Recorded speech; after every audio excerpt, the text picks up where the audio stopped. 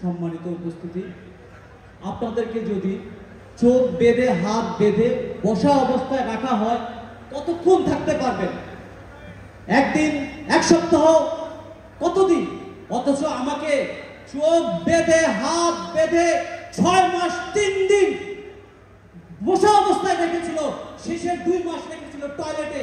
সেখানে আমরা আমার চোখ বাঁধা অবস্থায় ছিল, সেখানে ছিল মশার কামড়। আমরা ছিলাম মশাদের খাদ্য, কারণ হাত বাঁধা অবস্থায় মশাগুলো কাটতাম না। মশাগুলো রক্ত খেয়ে টয়টুম করে অটোমেটিক পড়ে যেত। দিনে একবার বাথরুমে নিয়ে যেত, দ্বিতীয়বার যেতে চাইলে ধরে প্রচন্ড মারত। সারাদিনে আমাদেরকে খেতে দিত একবার। এক রাতে আমি নামাজরত অবস্থায় নামাজ পড়ছি আর কাঁদছি। এটা কেন করছি? এটা দেখে এমন নির্মম ভাবে পিটিয়েছিল, মনে হচ্ছিল আমি আইয়ামে জাহিলিয়াতের যুগে আছি। তারা আমাদের মানুষ মনে করত না, জন্তু জানোয়ার ভাবত। শরীরের বিভিন্ন অঙ্গে যেভাবে ইলেকট্রিক শকগুলো দিত তা সহ্য করার মতো ছিল না। মুখ দিয়ে ফেনা বের হয়ে যেত, ফেনা। সেই নির্যাতনের চিহ্নগুলো আজও আমার শরীরে রয়েছে।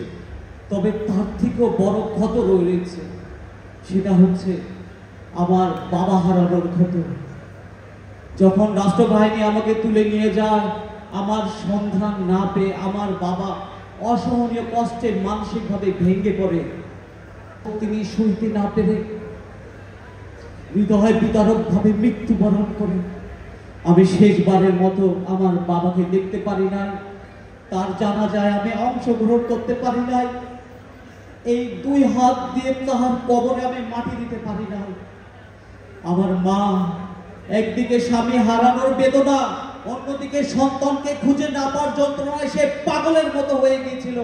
আমার মা জানতেন না আমি বেঁচে আছি না আমি মরে গেছি, আমার মা জানতেন না।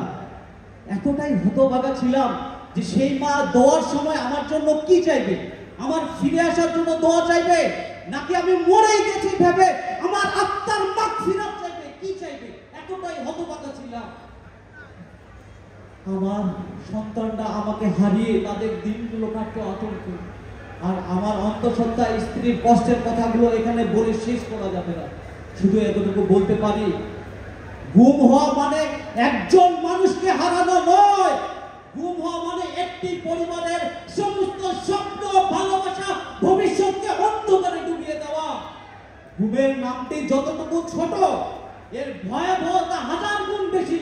গুম একটি নীরব মৃত্যু। গত ফ্যাসিস্ট সরকারের উদ্দেশ্য ছিল এই গুমের মাধ্যমে ভয় অত্রাস সৃষ্টি করা। হাসিনার আমলে এদেশ গুম ও হত্যার সর্বনাশ ছিল।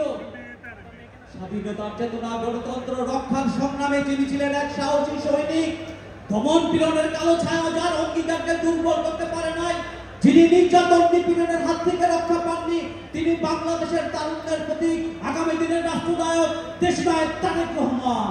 স্বাধীন মত প্রকাশের অপরাধে, জনগণের পাশে দাঁড়ানোর অপরাধে, উন্নত রাষ্ট্র গড়ার স্বপ্ন দেখার অপরাধে, একটি রাজনৈতিক আদর্শের প্রতীক হয়ে গড়ে ওঠার অপরাধে তাকে হতে হয়েছে বারবার রাষ্ট্রীয় প্রতিহিংসার শিকার। বাংলাদেশে প্রতিহিংসা করার রাজনীতির যে ভয়াবহ কালচারের সূচনা হয়েছিল, তা গণতন্ত্রকামী রাজনীতির উজ্জ্বল প্রতীক তারেক রহমানের উপর আঘাত হেনে তাকেই টার্গেট করা হয়েছে।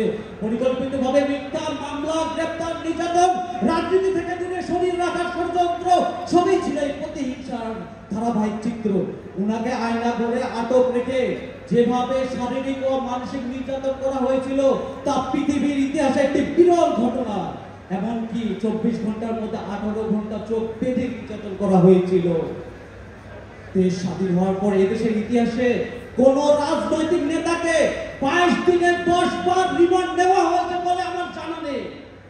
একটা শরীরে কি পরিমাণ আঘাত করলে মেরুদণ্ডের 6/7 নম্বর হাড় ভেঙে যায়, একটা শরীরে কি পরিমাণ আঘাত করলে 33টি হাড়ের দূরত্ব কমে যায়, এমনকি তাকে চিকিৎসার অধিকার থেকে বঞ্চিত করা হয়েছিল। দেশনেত্রী